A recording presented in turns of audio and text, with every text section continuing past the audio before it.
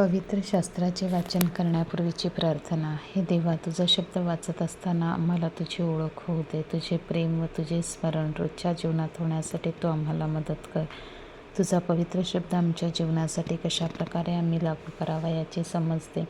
हे पवित्र आत्मे आमच्यातील अज्ञान दूर कर. आमच्या कुटुंबात आणि या जगात हा पवित्र शब्द वाचत असताना तुझ्याविषयी व इतरांविषयी आमच्या हृदयात प्रेम प्रज्वलित कर. आमेन. बुधवार तारीख 22 जुलै. संत मरिया मग्दलेना सण. पहिले वाचन गीतरत्न अध्याय 3 ओवी 1-4.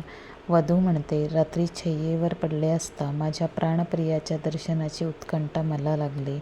मी त्याला चोहोकडे पाहिले, पण तो मला आढळला नाही. माझ्या मनात आले की आता उठून शहरभर फिरावे, आपल्या प्राणप्रियाचा शोध पेठांतून आणि गल्ल्यांतून करावा.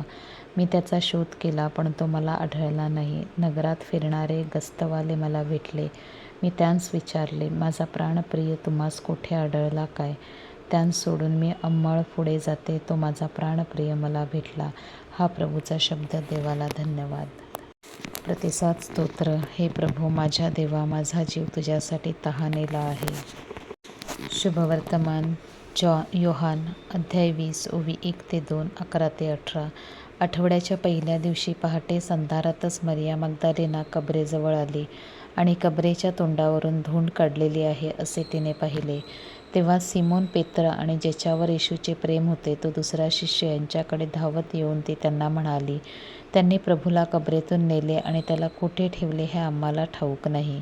मरिया बाहेर कबरेजवळ रडत उभी राहिली होती आणि रडता रडता तिने ओणवून कबरेत पाहिले आणि जेथे येशूचे शरीर ठेवले होते तेथे शुभ्र वस्त्रे परिधान केलेले 2 देवदूत एक उशाजवळ व एक पायथ्याजवळ बसलेले तिला दिसले.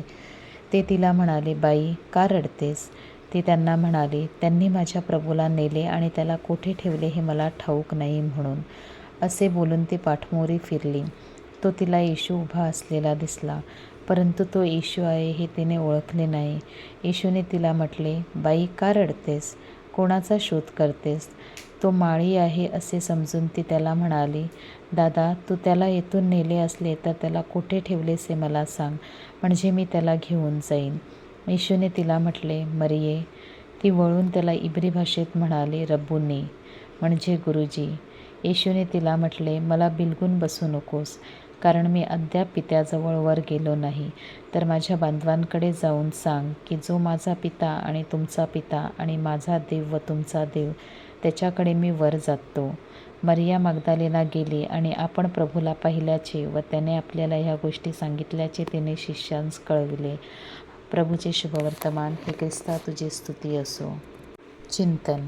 येशूवर निष्ठा. आज ख्रिस्त सभा मग्दलाची मरिया हिचा सण साजरा करीत आहे. तिला प्रेषितांची प्रेषिता असे म्हटले जाते. संत योहान व संत मार्क यांच्या शुभवर्तमानात तिच्या विशेष भूमिकेवर भर देण्यात आली आहे. पुनरुत्थित ख्रिस्ताला भेटणारी ती पहिली शिष्या होती. इतर शिष्यांना पुनरुत्थित ख्रिस्ताची सुवार्ता सांगण्याची जबाबदारी तिच्यावर सोपवण्यात आली होती.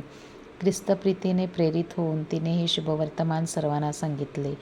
ती प्रेमाचे, पश्चातापाचे, परिवर्तनाचे व खऱ्या भक्तीचे प्रतीक आहे. आपला पुनरुत्थित प्रभू आजही आपल्याबरोबर आहे. मरिया मग्दलेना प्रमाणे आपणही येशूचा शोध घेऊन त्यावरील आपली निष्ठा व भक्ती प्रकट केली पाहिजे. तसेच आपल्या चांगल्या कार्याद्वारे व वागणुकीद्वारे येशूची सुवार्ता सर्वांना सांगितली पाहिजे.